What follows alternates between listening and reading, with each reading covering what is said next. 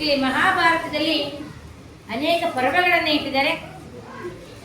ಭೀಷ್ಮ ಪರ್ವ, ಉದ್ಯೋಗ ಪರ್ವ, ಸಭಾ ಪರ್ವ, ಅರಣ್ಯ ಪರ್ವ, ಕರ್ಣ ಪರ್ವ, ವಿರಾಟ ಪರ್ವ, ಆದಿ ಪರ್ವ.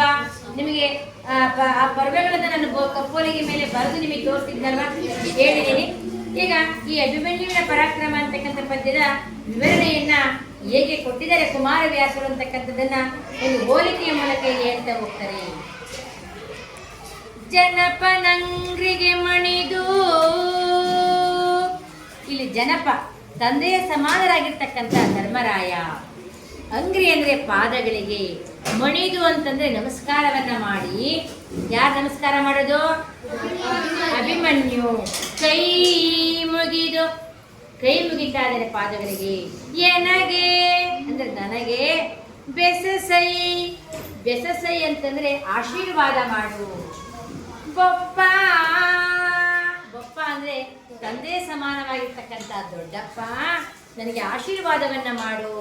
ತಾಬಲ್ಲೆನು, ನಾ ಗೊತ್ತು ಅಂದ್ರೆ ಗರ್ಭದಲ್ಲಿ ಎಲ್ಲ ಕತೆ ಕೇಳಿಸ್ಕೊಂಡಿದ್ನಲ್ಲ ಕೃಷ್ಣನ ಕರೆಯಿಂದ, ಆದ್ರಿಂದ ತಾಬಲ್ಲೆನು, ನನಗೆಲ್ಲ ಗೊತ್ತಿದೆ ದೊಡ್ಡಪ್ಪ. ಆ ಪದ್ಮವ್ಯೂಹವನ್ನು ಹೇಗೆ ಭೇದಿಸಬೇಕು, ಹೇಗೆ ಯುದ್ಧ ಮಾಡಬೇಕು, ಹೇಗೆ ಹೊರಗಡೆ ಬರಬೇಕು, ಅದೆಲ್ಲವೂ ನನಗೆ ಗೊತ್ತು ದೊಡ್ಡಪ್ಪ, ನನಗೆ ಆಶೀರ್ವಾದವನ್ನ ಮಾಡು ಅಂತ ಅಭಿಮನ್ಯು ಧರ್ಮರಾಯನನ್ನ ಕೇಳ್ಕೊಳ್ತಾ ಇದ್ದಾನೆ. ಪದ್ಮವ್ಯೂಹ ಭೇದನವಾ ತಾಬಲ್ಲೆನು ಮಹಾ ಹವದೊಳಗೆ ಅಂತ ದೊಡ್ಡ ಅಹವ ಅಂದ್ರೆ ಯುದ್ಧ. ಆ ಯುದ್ಧದಲ್ಲಿ ಆ ಪದ್ಮವ್ಯೂಹವನ್ನು ಹೇಗೆ ಭೇದಿಸಬೇಕು, ಹೇಗೆ ಯುದ್ಧ ಮಾಡಬೇಕು, ಹೇಗೆ ಅವರನ್ನು ನಾಶ ಮಾಡಬೇಕು ಅಂತಕ್ಕಂಥದ್ದು ತಾಬಲ್ಲೆನು ದೊಡ್ಡಪ್ಪ ಅಂತ ಯಾರು ಹೇಳ್ತಿದ್ದಾರೆ? ಅಭಿಮನ್ಯು. ಅನುವರವ ಗೆಲುವೆನೋ, ಅಲ್ಲಿರ್ತಕ್ಕಂಥ ಸೈನ್ಯವನ್ನು ನಾನು ಗೆಲ್ತೀನಿ. ಕೃತಾಂತನ ಮನೆಗೆ, ಕೂತ್ಕೊಳ್ಳಿ. ಅನುವರವ ಗೆಲುವೆನು, ಕೃತಾಂತನ ಮನೆಗೆ ಕಳುಹುವೆ ಅಹಿತರನು. ನೋಡಿ, ನಾನು ಆ ಯುದ್ಧವನ್ನ ಗೆದ್ದೇ ಗೆಲ್ತೀನಿ. ಅವರನ್ನೆಲ್ಲ ಸಂಹಾರವನ್ನ ಮಾಡಿ ಅವರನ್ನ ಕೃತಾಂತನ ಮನೆಗೆ, ಕೃತಾಂತ ಅಂತಂದ್ರೆ ಯಾರು ಅಂದ್ರೆ ಯಮ. ಕೃತಾಂತನ ಮನೆಗೆ ಕಳಿಸ್ತೀನಿ ಅಂದ್ರೆ ಯಮನ ಮನೆಗೆ ಕಳಿಸ್ತೀನಿ ಅವ್ರನ್ನೆಲ್ಲ. ಅಂದ್ರೆ ಅರ್ಥ ಏನು ಅಂತಂದ್ರೆ ಅವ್ರನ್ನೆಲ್ಲ ಸಾಯಿಸ್ತೀನಿ. ಕೃತಾಂತನ ಮನೆಗೆ ಕಳುಹುವೆ ಅಹಿತರನು. ಅಹಿತರನು ಅಂದ್ರೆ ಹಿತ ಅಂದ್ರೆ ಒಳ್ಳೆಯವರು, ನಮಗೆ ಬೇಕಾಗಿರ್ತಕ್ಕಂಥವ್ರು. ಅಹಿತರನು ಅಂತಂದ್ರೆ ನಮಗೆ ಬೇಕಾಗದೇ ಇರ್ತಕ್ಕಂಥವ್ರು, ನಮ್ಮ ಶತ್ರುಗಳು. ಹಿತರು ಅಹಿತರು ಅಲ್ಲ. ಅಹಿತರನು ಅವ್ರು ನಮ್ಗೆ ಯಾರು ನಮಗೆ ಬೇಕಾಗಿಲ್ಲ, ಅವರು ನಮ್ಮ ಶತ್ರುಗಳು. ಅವರನ್ನು ಎಲ್ಲಿ ಕಳಿಸ್ತೀನಿ? ಕೃತಾಂತನ ಮನೆಗೆ ಕಳುಹುವೆ ಅಹಿತರನು ನೀನಿತು ಚಿಂತಿಸಲೇಕೆ. ದೊಡ್ಡಪ್ಪ, ನೀನ್ ಯಾಕೆ ಚಿಂತೆ ಮಾಡ್ತಾ ಇದೀಯಾ? ಚಿಂತೆ ಮಾಡಬೇಡ. ಪದ್ಮವ್ಯೂಹ ಯುದ್ಧವನ್ನ ಮಾಡ್ತಕ್ಕಂಥದ್ದು ನನಗೆ ಗೊತ್ತು. ಅವರೆಲ್ಲರನ್ನು ಯಮನ ಮನೆಗೆ ಕಳಿಸ್ತೀನಿ ಅಂತ ಹೇಳಿ, ನೀನಿತು ಚಿಂತಿಸಲೇಕೆ ಕಾಳಗಕ್ಕೆನ್ನ ಕಳುಹಿಂದ. ನನ್ನನ್ನ ಕಾಳಗ ಅಂದ್ರೆ ಯುದ್ಧಕ್ಕೆ ಕಳಿಸಿಕೊಡು ದೊಡ್ಡಪ್ಪ ಅಂತ ಅಭಿಮನ್ಯು ಧರ್ಮರಾಯನನ್ನ ಕೇಳ್ತಾ ಇದ್ದಾರೆ. ಆಗ ಧರ್ಮರಾಯ ಅಂತ ಮಾತನ್ನ ಹೇಳ್ತಾ ಇದ್ದಾರೆ. ಮಕ್ಕಳೇ, ಈ ಕಡೆ ಕೇಳಿ. ಹಸುಳೆ ಅದಟಿನ ನುಡಿಯ ಕೇಳಿದು. ಹಸುಳೆ ಅಂದ್ರೆ ಬಾಲಕ, ಇನ್ನ ಚಿಕ್ಕ ಮಗು ಅವನು, ಇನ್ನೊಂದು ಅವನು ಬಾಲಕ, ಹಸುಳೆ. ಅದಟಿನ ನುಡಿಯ, ಅದಟಿನ ಅಂದ್ರೆ ಪರಾಕ್ರಮದ ಮಾತು, ಶೌರ್ಯದ ಮಾತು. ಅದಟು ಅಂತಂದ್ರೆ ಪರಾಕ್ರಮ, ಶೌರ್ಯದ ಮಾತನ್ನ ಕೇಳಿದು ನಸು ನಗುತ್ತ ಧರ್ಮಜನು. ಆ ಹಸುಳೆಯ ಮಾತನ್ನ ಕೇಳಿ ಆ ಧರ್ಮರಾಯ ಒಳಗೆ ನಗ್ತಾ ಇದ್ದನಂತೆ. ನಗು ಬಂತಂತೆ ಧರ್ಮರಾಯನಿಗೆ. ಆ ಬಾಲಕನ ಮಾತನ್ನ ಕೇಳಿ ಧರ್ಮರಾಯನಿಗೆ ನಗು ಬಂತಂತೆ. ಹಾಗೆ ಅಂತೆ ಧರ್ಮಜನು ಘನ ಪೌರುಷವು ನಿನಗೊಂಟೆಂದು ಕಂದನ ತೆಗೆದು ಬಿಗಿದಪ್ಪಿ. ಏನ್ ತಿಳ್ಕೊಂಡಿದೆ ಯುದ್ಧ ಅಂದ್ರೆ? ಅದೇನು ಆಟ ಸಾಮಾನ ಅಥವಾ ಅದೇನೋ ನಾಟಕನ ನಾವು ಆಡ್ಲಿಕ್ಕೆ? ಮಗ ಏ ಬಾಲಕ, ಆ ಬದ್ಧವ್ಯೂಹವನ್ನೇ ಬೆಳೆಸ್ತಕ್ಕಂಥದ್ದು ಸಾಮಾನ್ಯನಾ? ನೀನೇನು ಆಟ ಅನ್ಕಂಡ ಇದನ್ನ ಅಂತ ಆ ಕಂದನನ್ನ ಧರ್ಮರಾಯ ಬಿಗಿದು ಒಪ್ಪಿಕೊಳ್ತಾನಂತೆ. ಆಗ ಕಂದನ ತೆಗೆದು ಬಿಗಿದಪ್ಪಿ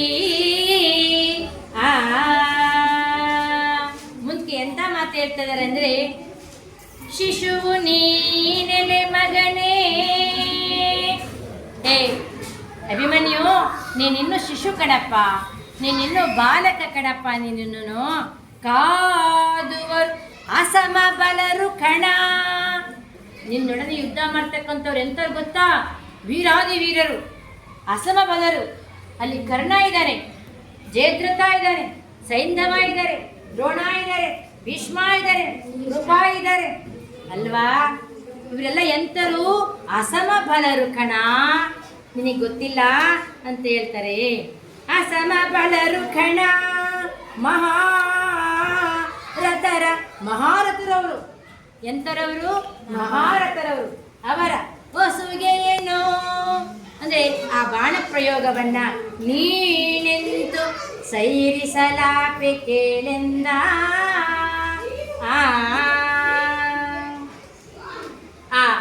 ಆ ಮಹಾರಥರು ಯುದ್ಧ ಮಾಡ್ತಕ್ಕಂಥದ್ದನ್ನ ನೀನು ಹೆಂಗಪ್ಪ ಸೇರಿಸ್ಕೊಳ್ತೀಯ? ನೀನು ಹೆಂಗಪ್ಪ ತಡ್ಕೊಳ್ತೀಯ? ನಿನ್ನ ಕೈಲಿ ಅಸಾಧ್ಯವಾಗಿರ್ತಕ್ಕಂಥದ್ದಿದು, ನಿನ್ನ ಕೈಲಿ ಆಗೋದಿಲ್ಲ ಕಣಪ್ಪ.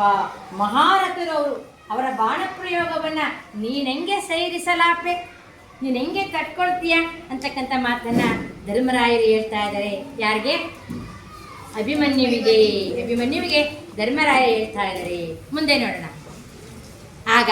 ಈಗ ಅಭಿಮನ್ಯುವಿನ ಸರದಿ ಬಂತು. ಮಾತನಾಡ್ತಕ್ಕಂಥದ್ದು ಬಹಳ ಚೆನ್ನಾಗಿದೆ. ಹೇಳ್ತೀನಲ್ಲ, ಇದು ರಸದೌತಣ ಅಂತ ಹೇಳ್ಬೋದು. ಮಹಾಭಾರತ ಅಂತಕ್ಕಂಥದ್ದು ನವರಸಗಳನ್ನ ಹೊಂದಿರ್ತಕ್ಕಂಥ ಮಹಾಕಾವ್ಯ ಅಂತ ನಾನಂತೂ ಭಾವಿಸ್ತಾ ಹೋಗ್ತೀನಿ. ಈಗ ಮುಂದೆ ನೋಡೋಣ. ಅಭಿಮನ್ಯು ಎಂಥ ಮಾತು ಹೇಳ್ತಾರೆ ಅಂದರೆ ಬಹಳ ಚೆನ್ನಾಗಿದೆ ಹೋಲಿಕೆಯಲ್ಲಿ.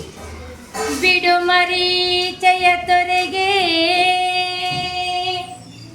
ಬಿಡು ಮರೀಚಯ ತೊರೆಗೆ. ದೊಡ್ಡಪ್ಪ ಎಂತ ಮಾತು ಹೇಳ್ತೀನಿ. ಒಂದು ಮರೀಚಿಕೆ ತೊರೆ ಅಂದ್ರೆ ಏನಪ್ಪ ಅಂದ್ರೆ ಮೃಗಜಲ. ತುಂಬಾ ಬಿಸಿಲು ಬರ್ತಕ್ಕಂಥ ಸಂದರ್ಭದಲ್ಲಿ ದೂರ ಎಲ್ಲೋ ಒಂದ್ ಕಡೆ ಒಂದು ತೊರೆನೋ ನದಿನೋ ಹೋದಂಗೆ ಆಗ್ತಾ ಇರುತ್ತೆ. ಭ್ರಮೆ, ಅದು ಕಲ್ಪನೆಯ ತೊರೆ. ಅದು ಎಂಥ ತೊರೆ? ಕಲ್ಪನೆಯ ತೊರೆ ಅದು. ಆ ಮರೀಚಿಕೆ ಅದಷ್ಟೇ. ಅಲ್ಲಿ ತೊರೆ ಇರಲ್ಲ, ಏನು ಇರೋದಿಲ್ಲ. ದೊಡ್ಡಪ್ಪ ನೀನು ಹೆಂಗೆ ಹೇಳ್ತಾ ಇದೀಯ ಅಂತಂದ್ರೆ, ಎಲ್ಲೋ ಮರೀಚಿಕೆಯ ತೊರೆಗೆ ಹರುಗೋಲಿಡುವರುಂಟೆ. ಅಲ್ಲೆಲ್ಲೋ ತೊರೆ ಹರಿಯುತ್ತೆ, ಕಣ್ಣಿಗೆ ಕಾಣದೆ ದೂರದಲ್ಲಿ ತೊರೆ ಹರಿದಂಗೆ ಭ್ರಮೆ. ಅಲ್ಲಿ ನೀನು ಹರಿಗೋಲಿಡುವರುಂಟೆ, ದೋಣಿಯಲ್ಲಿ ಹೋಗಪ್ಪ ಅಂತ ಹೇಳ್ದಂಗಾಯ್ತು ಅಲ್ವಾ? ಮೃಗಜಲ ಭ್ರಮೆಯಲ್ಲಿರ್ತಕ್ಕಂಥ ತೊರೆಗೆ ನೀನು ಲೆಪ್ಪದಲ್ಲಿ ಇದರಲ್ಲಿ ಹರಿಗೋದಲ್ಲಿ ಹೋಗು ಅಂತ ಹೇಳ್ತಾ ಇದೆಯಲ್ಲ. ಹರಿಗೋಲಿಡುವರುಂಟೆ ಒಂದು ಉದಾಹರಣೆ ಕೊಟ್ಟರು ಹೋಲಿಕೆಯನ್ನ. ಅಲ್ಲಿ ತೊರೆ ಇಲ್ಲ, ನದಿ ಇಲ್ಲ, ಏನೂ ಇಲ್ಲ, ನೀನು ದೋಣಿಯ ತೆಪ್ಪದಲ್ಲಿ ಹೋಗು ಅಂತ ಹೇಳ್ತಾ ಇದೆಯಲ್ಲ. ಇನ್ನೊಂದು ಉದಾಹರಣೆ ಕೊಡ್ತಾರೆ. ಲೆಪ್ಪದುರಗನ ಹಿಡಿಯಲೇತಕ್ಕೆ ಗರುಡ ಮಂತ್ರವು. ಇಲ್ಲಿ ಲೆಪ್ಪದುರಗ ಅಂದ್ರೆ ಏನು? ಲೆಪ್ಪ ಅಂತಂದ್ರೆ ಒಂದು ಎರಕ. ಹಿಂದೆ ನಮ್ಮ ಹಳ್ಳಿಗಳಲ್ಲಿ ಈ ದೇವರ ವಿಗ್ರಹಗಳನ್ನು ಮಾಡ್ತಕ್ಕಂಥ ಸಂದರ್ಭದಲ್ಲಿ ಒಂದು ಹೊಚ್ಚು ಹಾಕೋರು, ಮೇಣದ ಥರ ಒಂದು ಹೊಚ್ಚು ಹಾಕೋರು. ಅದರಂಗೆನೆ ವಿಗ್ರಹಗಳನ್ನು ಬಿಡಿಸ್ತಾ ಹೋಗೋರು. ಇಲ್ಲಿ ಎರಕ ಅಂತ ಹೇಳ್ಬೋದು. ಲೆಪ್ಪದುರಗನ ಹಿಡಿಯಲೇತಕ್ಕೆ. ಎಲ್ಲೋ ಲೆಪ್ಪದಲ್ಲಿ ಮಾಡಿರ್ತಕ್ಕಂಥ ಒಂದು ಉರಗ ಅಂದ್ರೆ ಹಾವು. ಉರಗ ಅಂದ್ರೆ ಏನಿಲ್ಲಿ? ಹಾವು. ಆ ಲೆಪ್ಪದಲ್ಲಿ ಮಾಡಿರ್ತಕ್ಕಂಥ ಉರಗವನ್ನು ಹಿಡಿಲಿಕ್ಕೆ ಗರುಡ ಮಂತ್ರವು. ಗರುಡ ಮಂತ್ರ ಬೇಕಾ? ಹಿಂದಿನ ಕಾಲದಲ್ಲಿ ಮಂತ್ರಯುಗ, ಅದು ಮಂತ್ರಯುಗ. ಅಲ್ಲಿ ವರುಣಾಸ್ತ್ರ, ಮೇಘಾಸ್ತ್ರ, ಸರ್ಪಾಸ್ತ್ರ, ಗರುಡಾಸ್ತ್ರ ಅಂತಕ್ಕಂಥ ಅಸ್ತ್ರಗಳನ್ನು ಇಟ್ಕೊಂಡಿದ್ದು. ಇವನೇನಾದ್ರೂ ಅಗ್ನಿ ಅಸ್ತ್ರವನ್ನು ಹೊಡೆದ್ರೆ ಅವರು ಮಳೆ ಅಸ್ತ್ರವನ್ನೇ ಬಿಡೋರು ಅದಲ್ಲ. ಹಂಗೆ ಒಂದಕ್ಕೊಂದು ಇಲ್ಲಿ ಉರಗದ ಅಸ್ತ್ರವನ್ನ ಬಿಟ್ಟರೆ ಅವರು ಗರುಡಾಸ್ತ್ರವನ್ನ ಬಿಡೋರು. ಆವಿಗೆ ವಿರುದ್ಧ ಆವನ್ನು ಹಿಡಿತಕ್ಕಂಥದ್ದು ಯಾರು? ಇಲ್ಲಿ ಸಾಯಿಸ್ತಕ್ಕಂಥದ್ದು ಗರುಡ. ಅದ್ ಕೇಳ್ತಾನೆ, ಲೆಪ್ಪದುರಗನ ಹಿಡಿಯಲೇತಕ್ಕೆ ಗರುಡ ಮಂತ್ರ. ಅಯ್ಯ, ಅದೆಲ್ಲ ಒಂದು ಚಿತ್ರದಲ್ಲಿ ಲೆಪ್ಪದಲ್ಲಿ ಮಾಡಿರ್ತಾರೆ, ಎರಕದಲ್ಲಿ. ಅದಕ್ಕೆ ಗರುಡ ಮಂತ್ರ ಬೇಕಾ? ಎಂಥ ಹೋಲಿಕೆಯನ್ನು ಕೊಟ್ಟಿದ್ದಾರೆ ಇಲ್ಲಿ. ಚಪಲ ನೆನ್ನದಿರು. ಓ ಏನ್ ದೊಡ್ಡಪ್ಪ ನೀನು ಇಂಥ ಮಾತು ಹೇಳ್ತೀಯ ಅಂತ ನಗ್ತಾ ಇದ್ದಾರೆ ಅಭಿಮನ್ಯು. ಇನ್ನೊಂದು ಹೇಳ್ತಾರೆ, ಕೊಡನ ಮಗನ ಕುಮಂತ್ರ ದೊಡ್ಡಿನ. ಕೊಡನ ಮಗ ಅಂದ್ರೆ ಇಲ್ಲಿ ದ್ರೋಣಾಚಾರ್ಯರ ಮಗ. ಯಾರಿಲ್ಲಿ? ದ್ರೋಣಾಚಾರ್ಯರ ಮಗ. ಆ ಕೊಡನ ಮಗನ ಕುಮಂತ್ರ, ಕೊಡನ ಮಗ ಅಂದ್ರೆ ದ್ರೋಣಾಚಾರ್ಯ, ದ್ರೋಣಾಚಾರ್ಯರಿಲ್ಲಿ. ಕೊಡನ ಮಗ ಯಾರಿಲ್ಲಿ ಅಂದ್ರೆ ದ್ರೋಣಾಚಾರ್ಯ. ಆ ದ್ರೋಣಾಚಾರ್ಯರೇ ರಚನೆ ಮಾಡಿರ್ತಕ್ಕಂಥ ಚಕ್ರವ್ಯೂಹ ಅಥವಾ ಪದ್ಮವ್ಯೂಹ. ಕುಮಂತ್ರ ಅಂದ್ರೆ ಮೋಸದ ವ್ಯೂಹ. ಇದು ಮೋಸ ಮಾಡಲಿಕ್ಕೋಸ್ಕರನ ಈ ಯುದ್ಧವನ್ನ ಅವರು ರೆಡಿ ಮಾಡಿದರೆ. ಕೊಡನ ಮಗನ ಕುಮಂತ್ರ ದೊಡ್ಡಿನ ಕಡಿತ ಕಾನ್ ಅಂಜುವೆನೆ. ಆ ದ್ರೋಣಾಚಾರ್ಯ ರಚನೆ ಮಾಡಿರ್ತಕ್ಕಂಥ ಪದ್ಮವ್ಯೂಹಕ್ಕೆ ನಾನು ಅಂಜುವೆನೆ ಅಂತಂದ್ರೆ ಎದುರುವೆನೆ, ಭಯ ಪಟ್ಕೊಳ್ತೀನ, ಓಡೋಗ್ತೀನ? ಇಲ್ಲ. ಕುಮಂತ್ರ ದೊಡ್ಡಿನ ಕಡಿತ ಕಾನ್ ಅಂಜುವೆನೆ ಬೆಗ್ಗಳ ನುಡಿಯಲಮ್ಮೆನು. ಇದೆಲ್ಲ ಅತಿ ಆಯ್ತು, ಇದು ಅತಿ ಆಯ್ತು ಹೇಳೋದು. ನಾನೆಂದೂ ಸೋಲಲ್ಲ, ನಾನೆಂದೂ ಎದುರೋದೇ ಇಲ್ಲ, ನಾನು ಯುದ್ಧವನ್ನು ಮಾಡೇ ಮಾಡ್ತೀನಿ. ನುಡಿಯಲಮ್ಮೆನು ತನ್ನ ನೀಗಳೇ ಬಿಟ್ಟು ನೋಡೆಂದ. ತನ್ನನ್ನು ಈಗಲೇ ಕಳುಹಿಸಿ ನೋಡು ಯುದ್ಧಕ್ಕೆ, ನನ್ನನ್ನು ಈಗಲೇ ಬಿಟ್ಬಿಡು ಯುದ್ಧಕ್ಕೆ, ನಾನು ಅವ್ರನ್ನ ಸಂಹಾರ ಮಾಡ್ತೀನಿ ಅಂತಕ್ಕಂಥ ವಿಷಯವನ್ನು ಯಾರು ಹೇಳ್ತಾರೆ? ಅಭಿಮನ್ಯು ಹೇಳ್ತಿದ್ದಾರೆ. ಯಾರಿಗೆ ಹೇಳ್ತಾರೆ? ಧರ್ಮರಾಯನಿಗೆ ಹೇಳ್ತಾ ಇದ್ದಾರೆ. ಆಗ ಮತ್ತೆ ಧರ್ಮರಾಯ ಹೇಳ್ತಾ ಇದ್ದಾರೆ. ಧರ್ಮರಾಯ ಏನ್ ಹೇಳ್ತಿದ್ದಾರೆ ಮತ್ತೆ ಅಭಿಮನ್ಯುವಿಗೆ ಅಂದ್ರೆ, ನೋಡಿ ಮತ್ತೆ, ಕಂದ ವೈರಿ ವ್ಯೂಹ ಅಸದಳ. ಹೇ ಕಂದ, ಹೇ ಬಾಲಕ ಅಭಿಮನ್ಯು, ವೈರಿ ವ್ಯೂಹ, ವೈರಿ ಅಂದ್ರೆ ಯಾರು? ಕೌರವರು. ಆ ವೈರಿ ವ್ಯೂಹ ಅಂತಕ್ಕಂಥದ್ದು ಅಸದಳ, ಬೇಡಪ್ಪ, ದೊಡ್ಡ ಸೈನ್ಯ, ಅದು ಭಯಾನಕ ಸೈನ್ಯ, ಮಹಾರಥರು ಅಲ್ಲಿದ್ದಾರೆ, ನಿನ್ನ ಕೈಲಿ ಆಗೋದಿಲ್ಲ ಅಂತ ಹೇಳ್ತಾ ಇದ್ದಾರೆ. ವೈರಿ ವ್ಯೂಹ ಅಸದಳವು ಕಣ, ನಿನ್ನ ಕೈಲಿ ಆಗೋದಿಲ್ಲಪ್ಪ, ಬೇಡಪ್ಪ ಅಂತ ಯಾರು ಹೇಳ್ತಿದ್ದಾರೆ? ಯಾರು ಹೇಳ್ತಾರೆ? ಧರ್ಮರಾಯ ಹೇಳ್ತಾರೆ. ಯಾರಿಗೆ ಹೇಳ್ತಿದ್ದಾರೆ? ಅಭಿಮನ್ಯುವಿಗೆ ಹೇಳ್ತಾರೆ. ಕಂದ ವೈರಿ ವ್ಯೂಹ ಅಸದಳ ಎಂದೆನೆಪುದ ಅದರೊಳಗೆ. ಆ ಯುದ್ಧದ ಯಾರ್ಯಾರಿದ್ದಾರೆ? ಆ ಯುದ್ಧದಲ್ಲಿ ಯಾರ್ಯಾರಿದ್ದಾರೆ ಅಂದ್ರೆ, ಕೃಪಾಚಾರ್ಯ, ಗುರುನಂದನ, ಜಯದ್ರಥ, ಸೈಂಧವ ಅವರೆಲ್ಲ ಅದರಲ್ಲಿದ್ದಾರೆ. ರಾಧೇಯ ಅಂದ್ರೆ ಅಲ್ಲಿ ಕರ್ಣ, ಭೂರಿಶ್ರವ, ಜಯದ್ರಥರು ಅಲ್ಲಿ ಕೃಪಾಚಾರ್ಯ, ಗುರುನಂದನ, ದ್ರೋಣ, ಭೀಷ್ಮ, ಸೈಂಧವ, ಅಶ್ವತ್ಥಾಮ, ಅನಂತರ ಕರ್ಣ, ಶಲ್ಯ, ಇಂಥರೆಲ್ಲ ಅಲೆದರ ಕಣಪ್ಪ, ನಿನ್ನ ಕೈಲಾಗಲ್ಲಪ್ಪ ಯುದ್ಧ ಮಾಡೋದು ಅಂತ ಹೇಳ್ತಾರೆ. ಇಂದು ದರ ನಡ ಹಾಯ್ದರೊಮ್ಮಿಗೆ ಇಂದು ಮುಂದೆ ನಿಸುವರು. ಅವರೆಲ್ಲರೂ ಒಂದೇ ಸರಿ ನಿನ್ನನ್ನು ಯುದ್ಧಕ್ಕೆ ತೊಡಗಿಸ್ಕೊಳ್ತಾರೆ, ಒಂದೇ ಸರಿ ನಿನ್ನ ಮೇಲೆಲ್ಲ ಬಿದ್ದುಬಿಡ್ತಾರೆ. ಹಿಂದೆ ಮುಂದೆ ಅಕ್ಕ ಪಕ್ಕ ಅಂತ ಯೋಚನೆ ಮಾಡ್ದಂಗೆ ಒಂದೇ ಸರಿ ಎಲ್ಲ ನಿನ್ನ ಮೇಲೆ ಬಿದ್ದುಬಿಡ್ತಾರೆ ಕಣಪ್ಪ. ಇಂದು ಮುಂದೆ ನಿಸುವರು, ಹಿಂದೆ ಮುಂದೆ ಅಕ್ಕ ಪಕ್ಕ ಹೇಮಿ ವೀರರಿದ್ದಾರೆ ಕಣಪ್ಪ ಅಲ್ಲಿ. ನೀ ಗೆಲುವ ಅಂದವೆಂತೈ. ನೀನ್ ಕೈಲಿ ಗೆಲ್ಲಕ್ಕಾಗತ್ತ ಅವ್ರನ್ನ? ನಿನ್ ಗೆಲುವ ಅಂದ, ನೀನ್ ಹೆಂಗಪ್ಪ ಗೆಲ್ತೀಯ? ಅಂದವೆಂತೈ ಸಮರವಿದು ಸಾಮಾನ್ಯವಲ್ಲೆಂದ. ಮಗನೇ, ಇದು ಸಮರ. ಸಮರ ಅಂದ್ರೇನಿಲ್ಲಿ? ಯುದ್ಧ. ಸಮರ ಅಂದ್ರೇನಿಲ್ಲಿ? ಅಪ್ಪ, ಇದು ಆಟ ಆಡೋದಲ್ಲ, ಸಮರ ಇದು, ಯುದ್ಧ ಇದು. ಸಾಮಾನ್ಯವಲ್ಲೆಂದ, ಇದು ಸಾಮಾನ್ಯ ಅಂತ ತಿಳ್ಕೋಬೇಡ ಕಣಪ್ಪ, ಇದು ಮಹಾಯುದ್ಧ ಅಂತ ಧರ್ಮರಾಯ ಹೇಳ್ತಾ ಇದ್ದಾರೆ. ಆ ಮಾತಿಗೆ ಅಭಿಮನ್ಯು ಏನು ಹೇಳ್ತಾರೆ ಕೇಳ್ರಿ. ಅದಕ್ಕೆ ಎಂಥ ಒಳ್ಳೆ ಹೋಲಿಕೆಯನ್ನು ಕೊಟ್ಟಿದ್ದಾರೆ ಅಂದರೆ, ದೊಡ್ಡಪ್ಪ ಗಾಳಿ ಬೆವರುವುದುಂಟೇ. ವಾ ಏ ದೊಡ್ಡಪ್ಪ, ಗಾಳಿ ಎಲ್ಲನ ಬೆವರುತ್ತಾ? ಅದೇ ಗಾಳಿ ಎಲ್ಲಾದ್ರೂ ಬೆವರುತ್ತಾ? ನಾವೇನಾದ್ರೂ ಬೆವದ್ರೆ ಗಾಳಿ ಹಾಕಂತೀವಿ, ಫ್ಯಾನು, ಇನ್ನು ಗಾಳಿ ಬೀಸ್ಕೊಡ್ತೀವಿ, ಗಾಳಿ ಬೇಕು ಅಂತೀವಿ. ಅದನ್ನ ಬಿಟ್ಟು ಗಾಳಿಗೆಲ್ಲಾದ್ರೂ ಬೆವರು ಉಂಟಾಗುತ್ತಾ? ಆಗುತ್ತಾ? ಗಾಳಿ ಬೆವರುತ್ತಾ? ಗಾಳಿ ಬೆವರುವುದುಂಟೆ ವಹ್ನಿ ಜ್ವಾಲೆ ಹಿಮ ಕಂಜುವುದೇ. ವಹ್ನಿ ಜ್ವಾಲೆ ಭಯಂಕರವಾಗಿರ್ತಕ್ಕಂಥ ಬೆಂಕಿಯ ಜ್ವಾಲೆ ಹಿಮದ ಹನಿಗೆ ಎದುರುತ್ತಾ?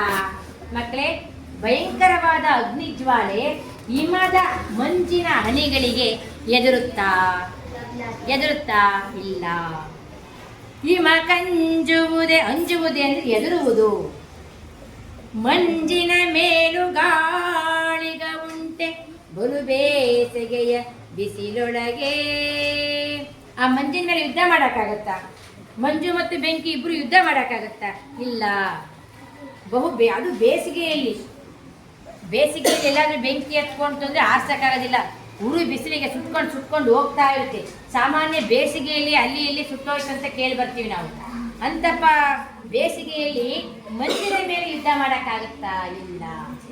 ಬಲು ಬೇಸಿಗೆಯ ಬಿಸಿಲೊಳಗೆ. ವಾ, ಎಂಥ ಉದಾಹರಣೆ ಇದು! ರೂಪಕಲಂಕಾರ, ಒಂದಕ್ಕೊಂದು ಹೋಲಿಕೆಯನ್ನು ಕೊಡ್ತಕ್ಕಂಥದ್ದು ಕುಮಾರವ್ಯಾಸರು. ಅನಂತರ ಅದಾದ್ಮೇಲೆ ಮುಂದೆ ಹೋಗ್ತೀನಿ. ಇನ್ನೊಂದು ಮಾತು ಹೇಳ್ತಾರೆ ಅಭಿಮನ್ಯು.